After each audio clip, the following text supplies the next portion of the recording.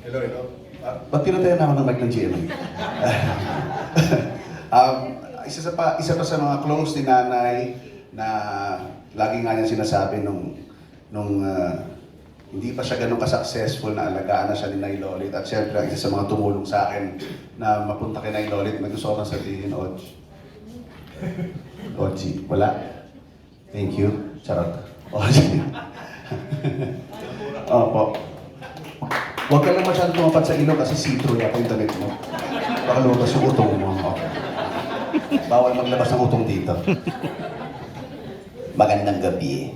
Hindi si Gasabel. Naku, ako na lang magre-represent ng mga reporters dahil ako ay nagsimula bilang reporter at si Ate Lolit ang isa sa mga nag-welcome sa akin bilang reporter noon, tsaka si Tito Dogs. So, si Ate Lolit, kaya hindi mo rin matira yung mga alaga niya. Kasi grabe, sobrang lalim makipagkaibigan ni Ate Lolit. Talagang, pag may mga press con, tapos mararamdaman niya kung sino hindi nabigyan ng sobre. Yun ang ipaglalaban niya. Hoy, tingnan mo dito na si Ochi, no? Kanina pa siya dito, no? Tingnan yung susulat. Ganyan ang boses ni Ate Lolit. Kaya parang feeling mo meron kang nanay na lilimlim sa'yo, magpoprotekta sa'yo, at ipaglalaban ka. Siya yun.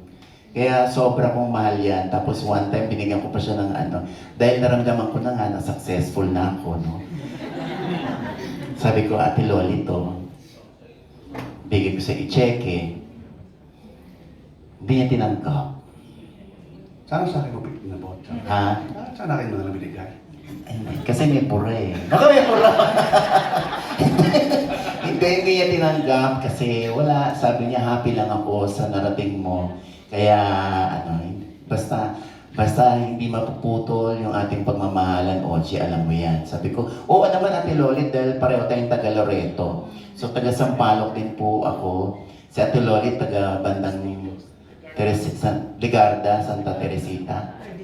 Sa Lardizabal, si Ate Lolit. So, kami yung mga batang Sampaloc. Si Ate Lolit, batang Sampaloc. Ako po yung baklang Sampaloc. So, parang iisa lang ang liko ng bituka namin pagdating sa pagtanaw ng utang na loob, pagdating sa pagtulong din sa kapwa. Hindi alam nung iba kung gaano kalalim makipagkaibigan si Ate Lolit. So, kung mapapansin natin, wala masyadong mga bagets na artista rito, no? So, yung mga nakakakilala, hanggang millennial yata yung kay Ate Lolit ngayon. Pero, Diyos ko, kung tagpo, nakakilala yung mga batang artista ngayon ng isang Lolit Solis, parang feeling ko wala.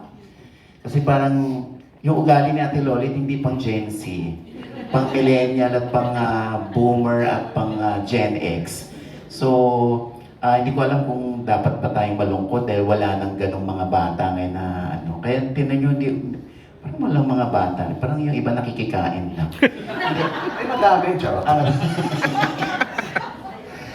Pero sabi nga nung meron nakarating sa akin dahil alam niyo naman ako, marami rin akong sources. So si Ate Lolit nung kinremate, ay nakakuha po talaga ng green bone.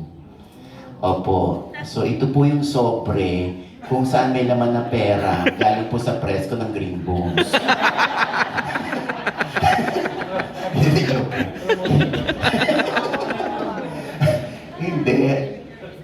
Hindi, alam nyo, sa ating lahat may itinanim na green bone si Ate Lolit.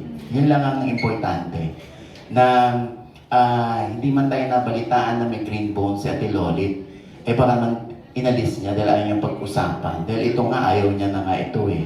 So, sana sa existence ni Ate Lolit, nung siya'y nabubuhay pa, sana I'm sure naman lahat naman tayo na naging bahagi ng buhay ni Ate Lolit may natutunan tayo sa kanya.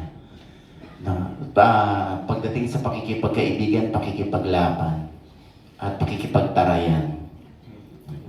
Ganun lang. Maraming salamat Ate Lolit at on behalf of my peers, my colleague sa pagsusulat, ay hindi na uso ang pagsusulat pala, pagbablog. Ayan, kami ay nagpapasalamat sa isang Lolit Solis dahil siya yung nagbukas sa amin ng pinto para mangharbat. Ay! sorry. Mahal namin sa Ate Lolit. Magandang gabi po. Actually, totoo yun. Actually, gusto ko rin pasalamat.